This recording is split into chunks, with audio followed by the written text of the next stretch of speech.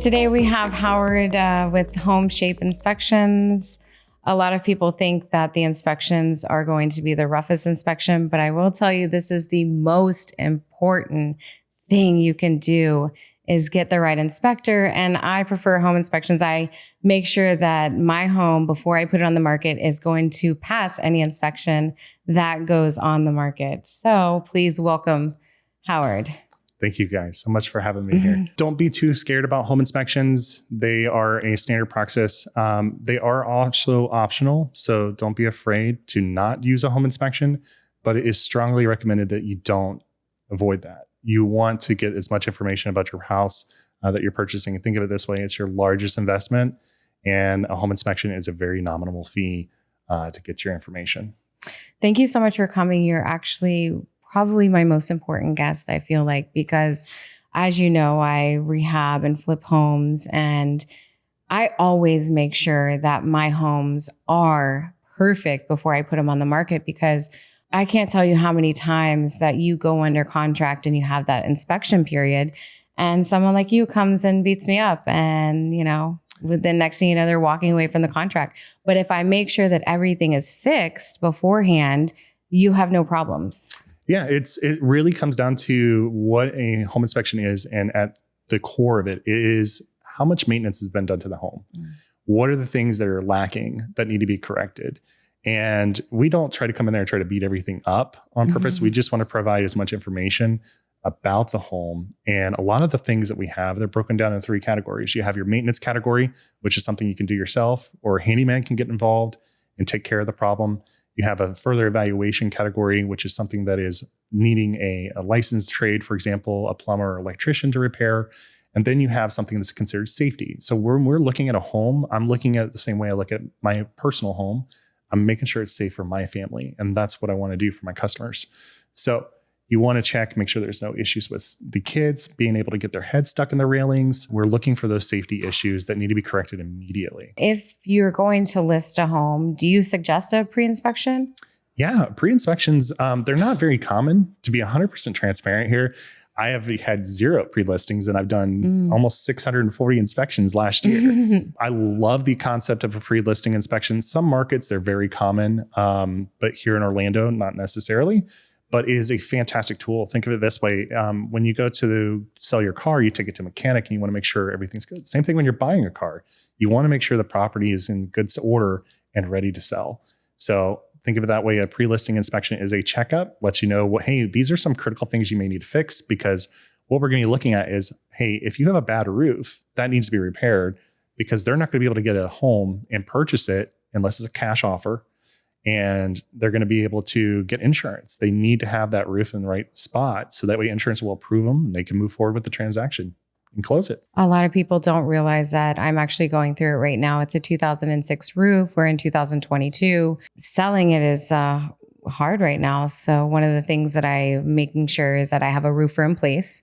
And when we go to actually go under contract, we'll get a new roof, and it'll all be done right before we sell the home. Yeah, absolutely. One of the things that's great with insurance is they'll work with you to actually say you're purchasing a home. You know, it's got a 15-year-old roof. It's got maybe 2 years of life left on it. If they're not going to approve you for that, they'll say, okay, well, we'll give you a temporary insurance while you go ahead and get the repairs done. And negotiating that in the contract with the seller's credit, or a repair being done by the seller, is a fantastic way to get a brand new roof. But you know, preemptively, when you're selling a home, you want to be ahead of that game. You don't want to get to that point because you already know it's going to happen. I completely agree. I always try to find a solution before it even is a problem. Yeah, absolutely. You want to try to find those. And that's what we do, is we try to provide as many solutions to your problems while you're researching this home. I do agree with that. So how do you feel about people selling their home on their own? I think it's a great choice. I think that you save a lot of money. You think about it this way. In real estate transactions, we have 6% usually is the split that the seller pays to the buyer's agent and the seller's agent. And then the buyer has their responsibilities of the appraisal, and they have their responsibility of taking care of the inspection. There's a lot of money that's going out, and you can save that, and that can increase the amount, especially if you have a lot of equity in your home. That's more money in your pocket that you can use to purchase your next home or next property. And I think it's a fantastic option. There's a lot that you can learn. You can do it yourself.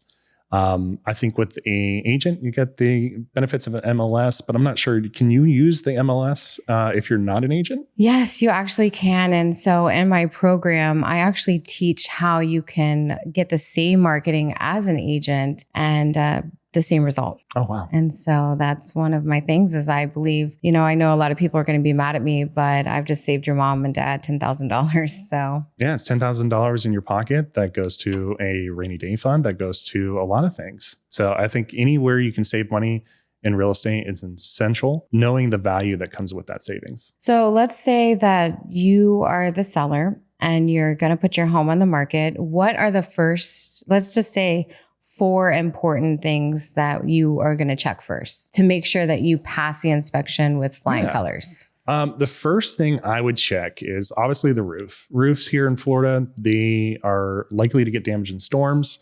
We have hurricanes on a yearly basis. And that's the first and most critical because it's the most expensive item in your home. And it's the most important item on your home. It sheds water, makes sure that there's no moisture coming into the home. It protects your asset. The second thing I would check is my electrical. We have a lot of cases, especially if you have an older home, where panels are outdated. We have a couple of panels like Sylvania and FPE, which is Federal Pacific Electric. The rainbow colored ones. Yes. If you look at your breakers and the breakers are different colors, instead of just black. No, I'm just kidding. Yeah. You might want to get that panel updated. That's an essential thing. If you have any wiring issues, those need to be addressed right away. Which is, to go farther, it's cloth wiring. Yeah. And it's in the old days, and they can catch fire. To redo a house, cloth wiring can cost you anywhere between $7,000 to $9,000. So it's very important to find, make sure that you catch that. Those things you may not know that if you bought the home or you're living in it, but you can hire an inspection company to come in and look at that real quick. We'll know that on a 4-point, on a wind mitt. You can actually see a lot of inspectors nowadays. We do walkthrough consultations where we actually come visit you. We look at your home and we let you know. It's sort of like if you get an annual checkup, we check your home, make sure there's any problems with that. Third thing that I think that would be really essential would be checking to make sure that your plumbing is in good order. Polybutylene piping is a great piping that is now starting to affect insurance. So you want to get that addressed. Most days with new homes and everything's being fixed right now, it's either copper or it's going to be a PEX or a PVC piping. That's pretty standard what we're seeing. And then the last thing is your HVAC. You want to make sure you have air conditioning, get the heating done. One thing I would recommend that's probably the easiest fix you can do to make sure your HVAC's in good order is just hire an HVAC specialist to come in and do a checkup, get a copy of that invoice and put that invoice in front of the in front of the buyer. So that way they know it. And then the same thing, any improvements you make on the property, you want to keep good records of it. You want to make sure you have permits in place. Those permits, your inspector is going to look at that and they're going to put those on their 4-points and wind mitts. That information is essential, but it'll help you sell the house faster because now you're saying, look, I have a house, regardless of what age it is. Let's say it's 20 years old. We just updated everything. Most appliances in your home have a certain lifespan. The one appliance that gets neglected the most is the water heater. Oh. Yeah.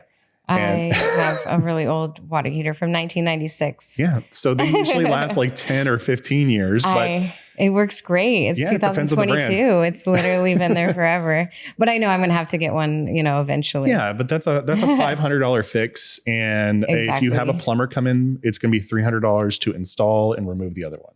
So you're maybe $800 to about $1,200, depending on the plumber and what their pricing is. So it just really depends. You want to make sure you're looking at the critical systems first, because those are the biggest items that get knocked out on the home inspection report. We're not really concerned about a hole in the drywall because that can be easily fixed. Most sellers are looking at the big ticket items that are going to cost them a significant amount of money. And when you look at it, anything over $500 is considered significant in a lot of cases. I do agree. One thing I love about your company is that you actually give estimates on your, inspection. A lot of people don't even do that. I come from a project management background. Right. So I worked in construction for 10 years. I know the cost of things. I know the cost of contractors. And a lot of it is with home inspections, you got to be very savvy to where the market rate is for certain trades and understanding, okay, this is a good estimate you can give right away. And a part of that is just making it easier for the buyer to understand, hey, here's the severity of the issue versus them going off the deep end with it. And one of those things is like when we have a drywall hole, that's a very easy fix. You can buy a sheet of drywall, $8, small, little 2x2 section, and then, some drywall mud, maybe $10 invested in there.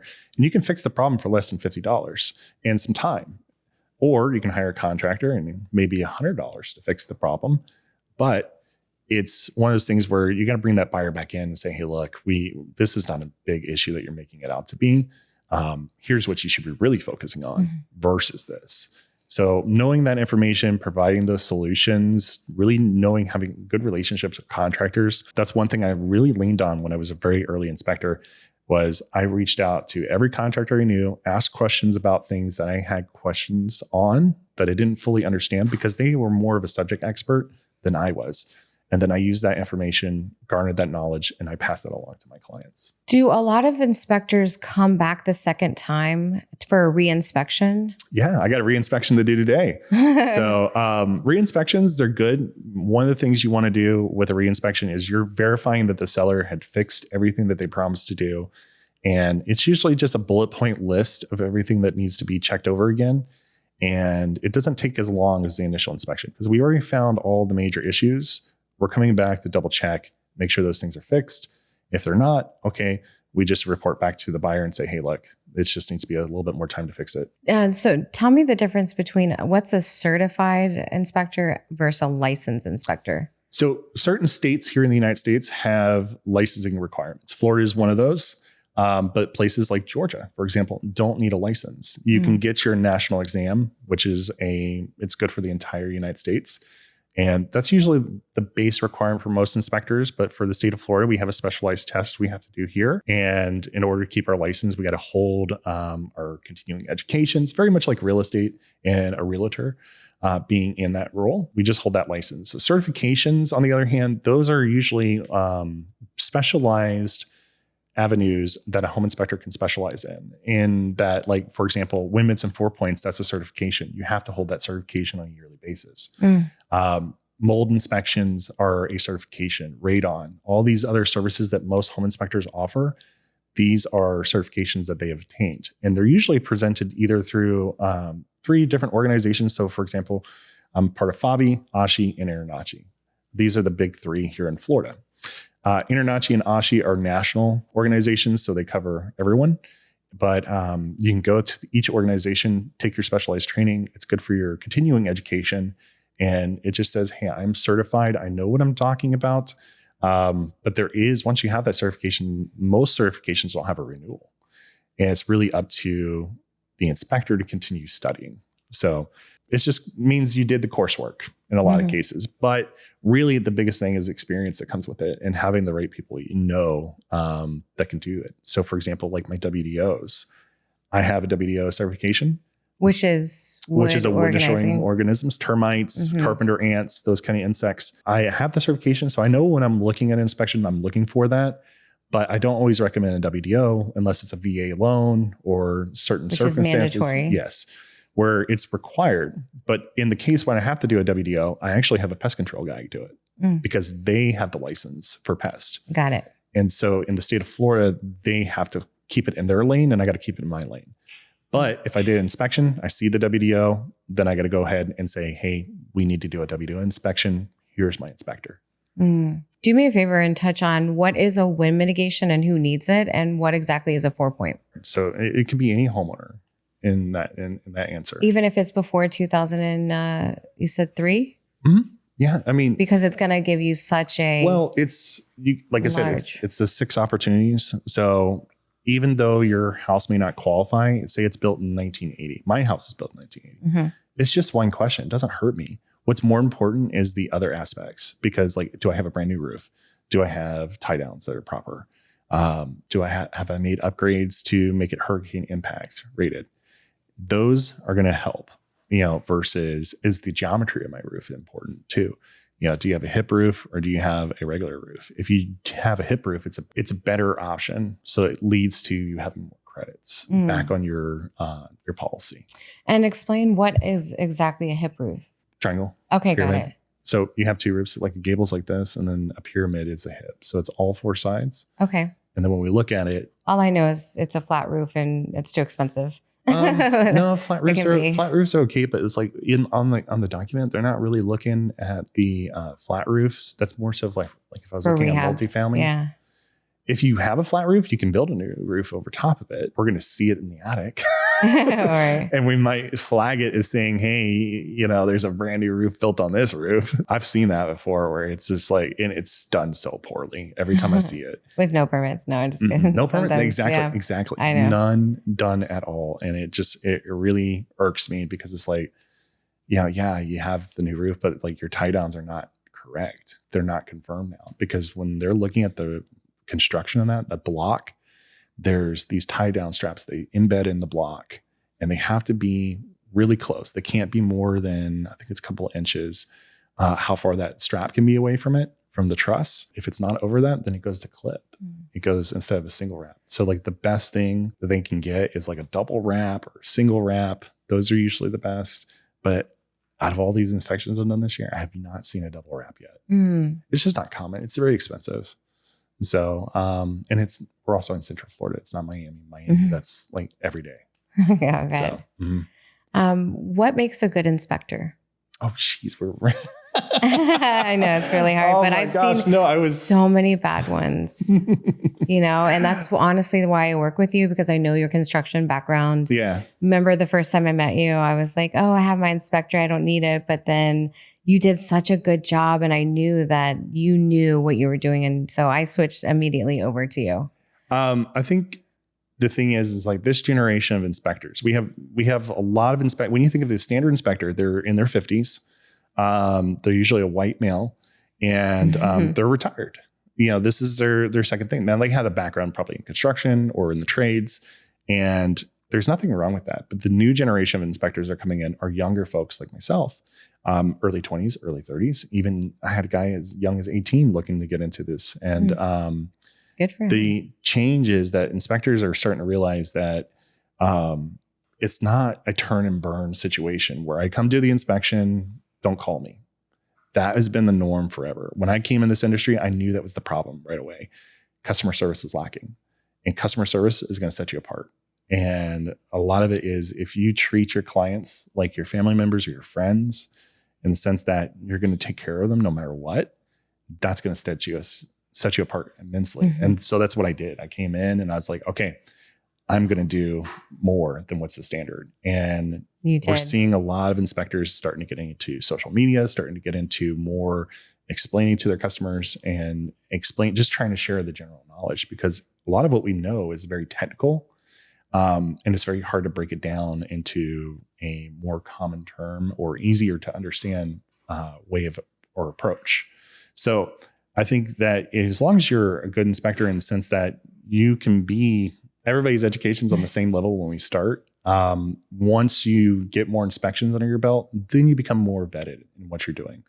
And taking the time to actually put more money into training is very essential. So like for our core values, we have two that are our top, and that is excellence in everything we do. We're not going to do it without a smile. And the other thing is education. Education is so important to me because I like to be an educator and I want my inspectors to be educators as well. And so I think it's a very essential part of making that experience a good experience for homes.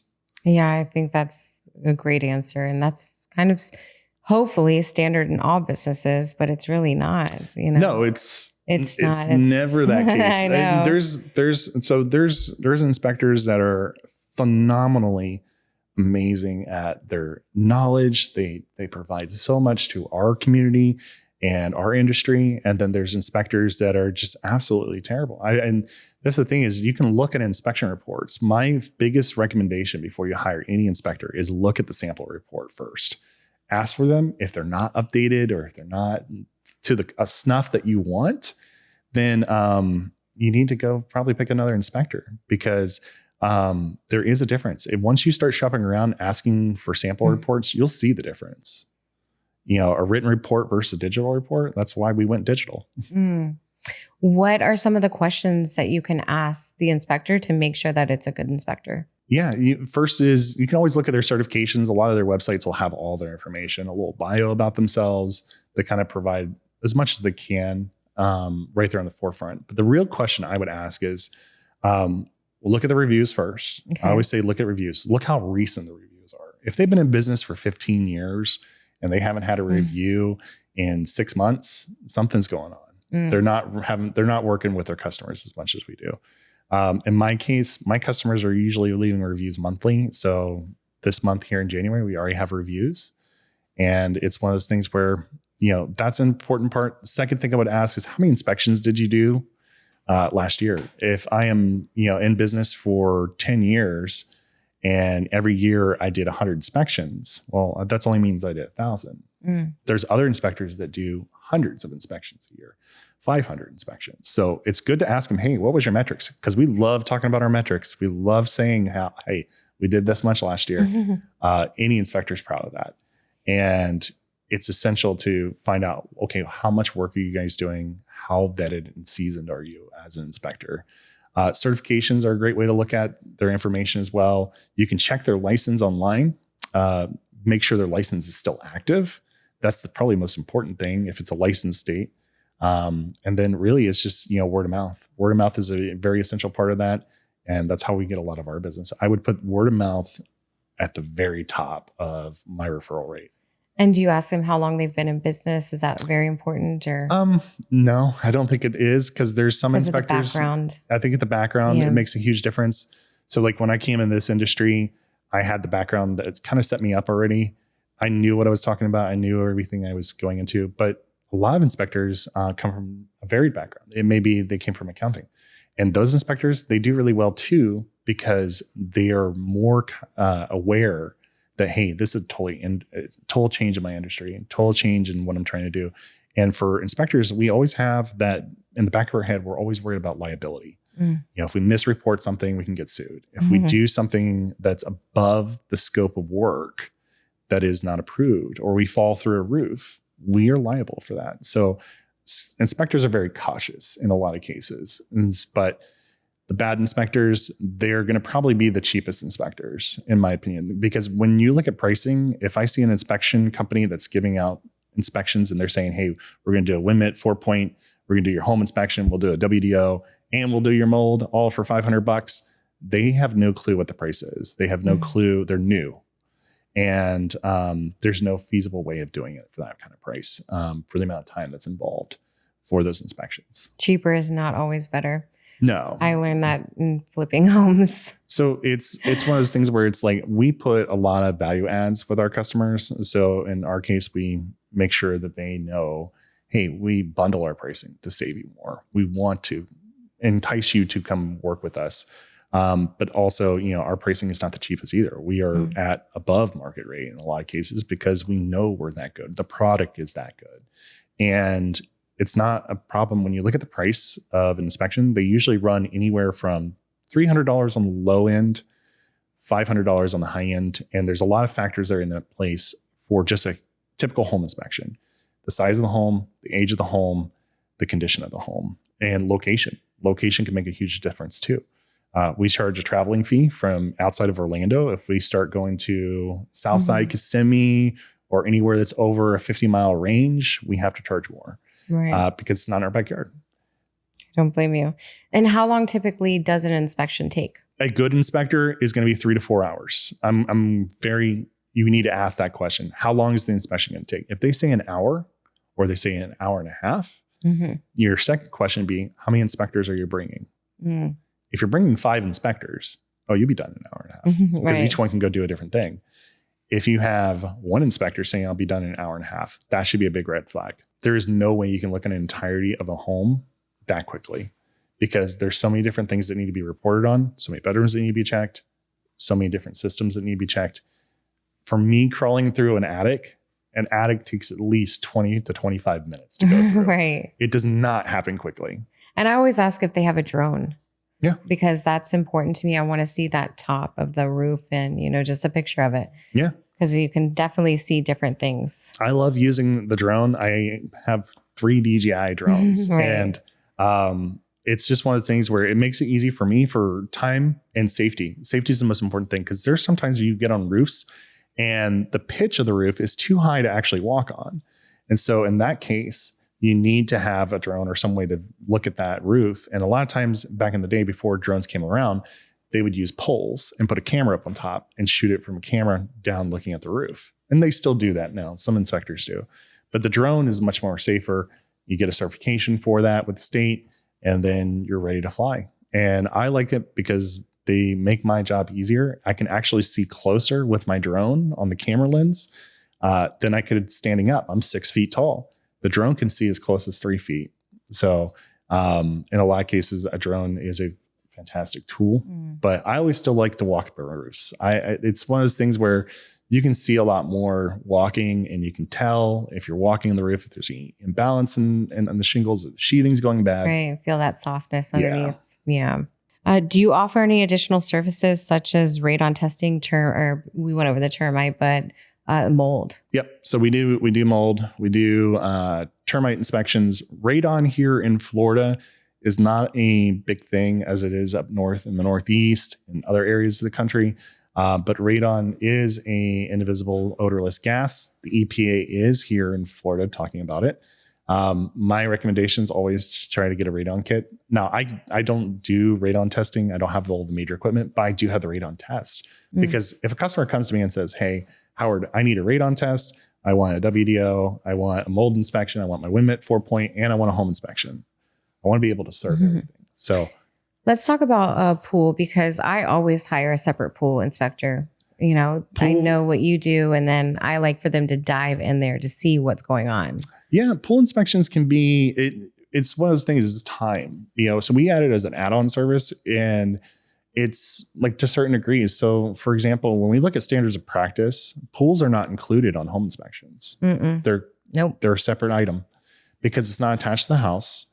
And we're not responsible for that. There could be a plumbing leak there. Now, we do those pool inspections, but if you want me to get in there and dive with a tank and scuba gear, I'm going to have to charge you for my rental. I tell everyone when there's a pool involved, I have 2 separate inspectors, and we will be getting both, because I can't tell you how many leaks that I found. Yeah. In pools, you know, that's $2,500 that I just saved my seller. Or me, my buyer.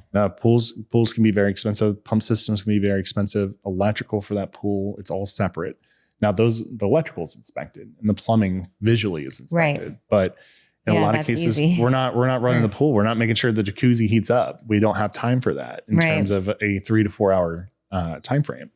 So we usually do it as a separate inspection, and it should be. You can bundle it if you want to use a separate inspector. You need to find out like really how specialized their scope is. And how in depth they're doing. If you got somebody who's diving in a pool, obviously it's going to be more expensive because they're jumping in that pool. Right. Versus somebody visually looking at it, it may be more affordable. But I think it's a good investment in that case. But WDO, termite inspections, those are very essential. I really strongly feel like in this case here in Florida, you do need to have a WDO done, regardless if you think there is or not. There's so many times where I've walked in and I have to tell the client, hey, you need a WDO because it's up in the attic, or it's in these places that you're not looking. And welcome to Florida. Yeah, it's Florida. We have those termites here, and then also we have carpenter ants. Oh, man, I had carpenter ants in my house when I bought it, so it's a big mess. It takes a lot of work to get that fixed. And then for mold is really essential here in Florida too, because we have so much moisture in the air. 80% relative humidity year round. So if you have entry points for moisture and mold developing, that needs to be corrected right away. And it's very easy. If you smell something that's mildew, or you're having allergy issues, or you feel mold sickness, there's a lot of symptoms for that. Get it checked. It's better to know and check, because once you get past a certain point with that mold, it's based on how much it spreads and how harmful it is. Get it tested first. That's the safest, easiest, and cost-effective way to do it. You can clean it yourself. There's over-the-counter, not like medicine, but over-the-counter mold stuff you can get from Amazon to treat it yourself. And if it comes back, then it's a recurring problem.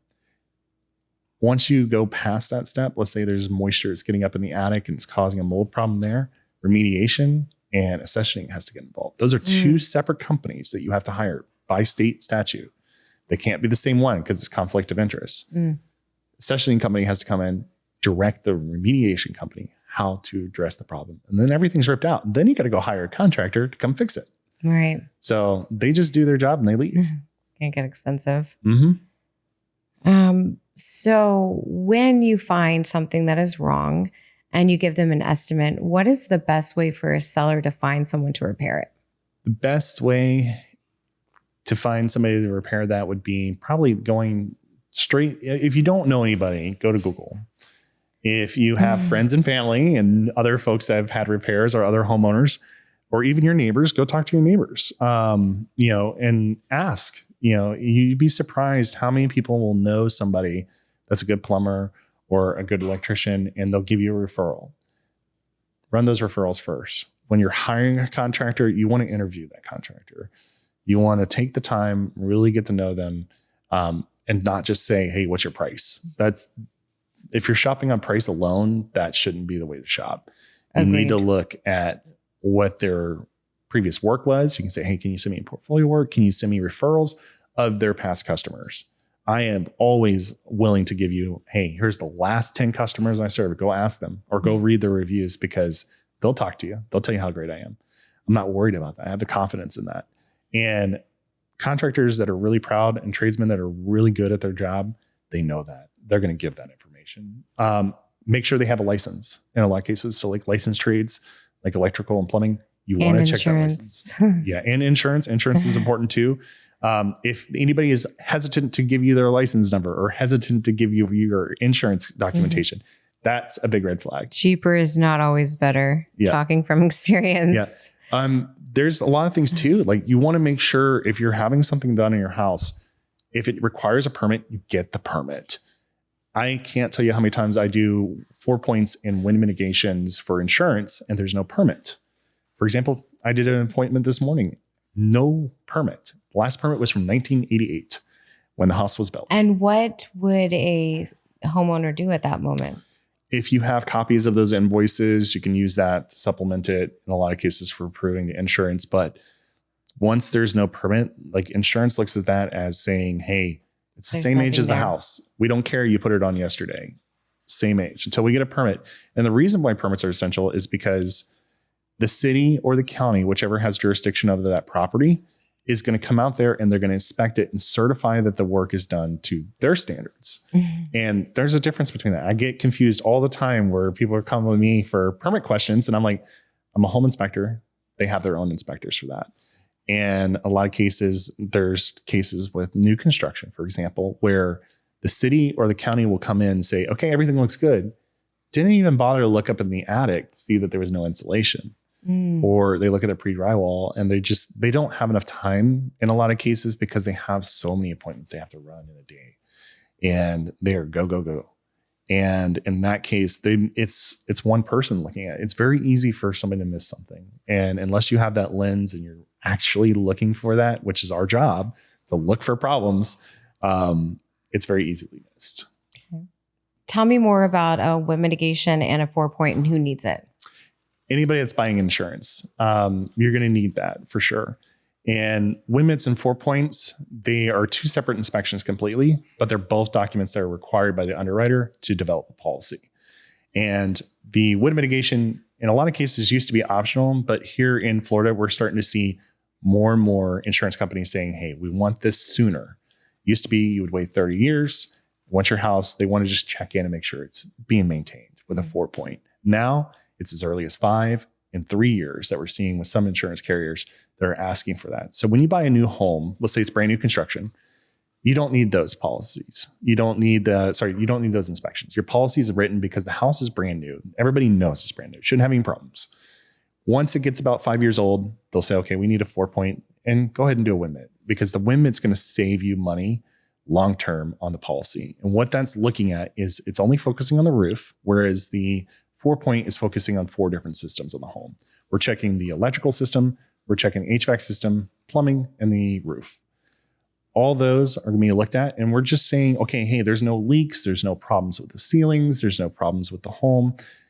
The house is in good order, the appliances are still working, which are these major critical systems, and that should be good. that it's very non-invasive. And in fact, it's not to be used in lieu of a home inspection because it's a black and white question and they're just asking age. They're not asking if the appliance is fully working or if there's problems with the filter being dirty. No, they're not. They're only looking for major. And if it's satisfactory. Yeah, if it's satisfactory, that's all it is. It is yes or no.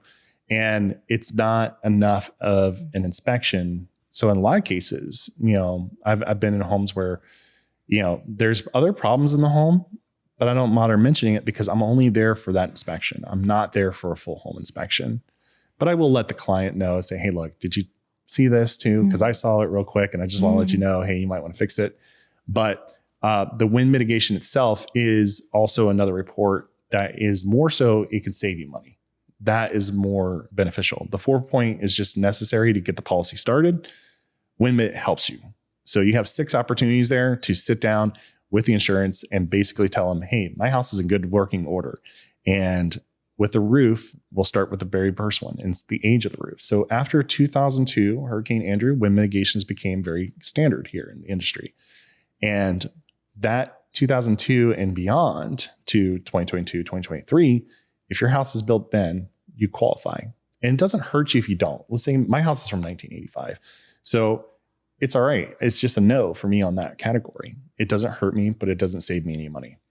The second thing we're going to look at is the age of the roof. Make sure that there's a permit. Please make sure you have permits. Please. If you don't have permits, you need to have them. I'm like, who put the roof on when there's no permit? It's one of those things too, where let's say you have a situation where you don't have a permit and you don't have any invoices. Well, you can hire a roofing contractor to come out and certify the roof and give it a certification saying, hey, it's watertight for X number of years. In a lot of cases, when we have that, we use that as well. The wind mitigation is set up in a lot of cases for us to say how much life is left on the roof, certify it. So same thing, 4-point as well. And that's why they use both documents together. And then the next thing we'll look at is, the geometry of the roof. So in a lot of cases, you have either a gable roof, which is like this, or you have a pyramid, which is a hip roof. And a hip roof is 4 different sides of the home that's attached to the home. And in that case, you have a lot more load bearing. You can take care of a lot more wind resistance too. In that case, if in the event that there's a hurricane or anything like that, it's not going to blow off right away. And if you notice here in Florida, a lot of the homes that are on the coast are all hip roofs or flat roofs.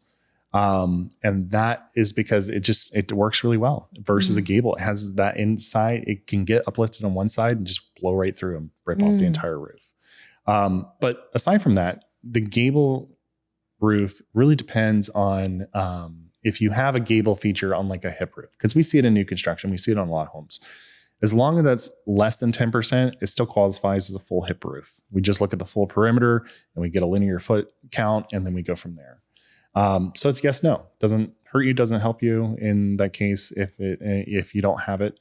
We go right into the last thing, which is how it's tied down. So we go up in the attic, we actually go and measure out all the nails. We make sure it's either nails or staples or how it's attached in terms of the plywood sheathing and how far it's ran down. So they have to extend, those nails have to extend at least 1.5 inches. And then they have to be at the very best option would be within 6 inches of each other. Sometimes they're 6 to 12. But if you had staples, for example, which is like on older homes, it doesn't qualify as much. So it still meets, there's 3 categories in that one. There's no wrong answer in that, but the best is to have nails within 6 inches, really good depth. They're really, the sheathing is really thick. Everything's secure. It just means that your shingles are attached really well. And then once we're doing that, we're going right into how is the roof attached to the home. So we're looking at the clips. We're looking for if it's just a toenail, which is really old homes. These issues run a really big nail. Ones, yeah. Yeah. And then we look for wraps and single wraps. And double wraps are probably the best. In Miami, you'll see a lot more single wraps and double wrap situations, which is where the tie downs that come out from under. So you have your wall we'll just say that you have a wall here, and then you have the roof tie down. That tie down is embedded into the wall and then strapped over top of the truss or attached to the truss to keep the truss attached to the home. How that's done is just really determines how well of a incentive you get back on your insurance. And then lastly, look at all windows and doors. So in a lot of cases, I've done homes where you have impact rated windows on the listing, but they forgot to replace 2 windows, or they forgot to replace a door or a window, or they didn't upgrade the garage. In a lot of cases, what they're looking at for that is it's all or nothing. So if you had all impact rated windows, everything's missile impact rated, cool. You get the full certification. If you don't, you get like a sum, which is like half and half. And then a lot of cases, what we see is like older homes, like anything that's like 1980s, 1990s. My house, for example, I have contractor grade windows from when it was originally built. Those don't qualify, so they're not impact rated. But here in Central Florida, it's not necessary. In Miami, especially necessary. Yeah. Right, down there with the hurricanes. Mm-hmm. But yeah, it's both forms are necessary for your insurance, but they should not be replacing a home inspection. We've had a lot of customers doing that. I always tell them to go ahead and get that. You'll need that for saving on your insurance. Oh yeah. I can't tell you how many times I go to an inspection. They're like, oh, we just want the wind mitigation. I'm like, well, you're going to call me back for the 4-point. And I know this just from experience. So I take photos of everything because I know they're going to call me back. I'm going to go write their 4-point for them and post date it because I already took the photos. That's great. Yep. It's a lot of information. I feel like I will have to break down some stuff for people. It might be overwhelming, like, because they don't, but you gave a lot, which is good because people need that, which I appreciate. Yeah. You give more than you receive always. Right, yeah. I try not to complicate things because, you don't know if you're talking to somebody's grandmother or you're talking to somebody who's younger. That phone does not give you a face. Right. I feel like the inspection part, I'll have to really like focus on because you gave a lot of information. Mm-hmm. And if you got questions, just hit me up. Thank you, Howard, for, being here today. I know that was a lot of information, but you need this information to buy your home, to sell your home. The inspector is one of the most important people that you need in order to sell or buy. And so I really appreciate you coming out and sharing all of your information. I wish I had all of your knowledge, but that's why I have you on speed dial. So thank you so much. Until next time, let's build wealth through real estate.